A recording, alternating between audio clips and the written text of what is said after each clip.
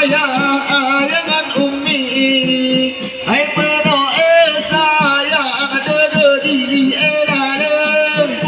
Yang pada dalam lon pemulia.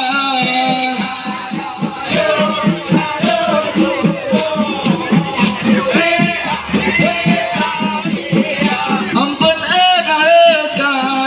karena salim. Hai berdoa sayang dan mulia walana. Ampun Nabi tu sunat.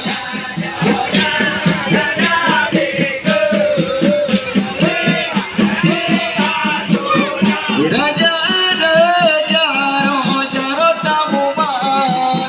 Hai berdoa sayang ramangan ulah syar. Ampun syarat mulia.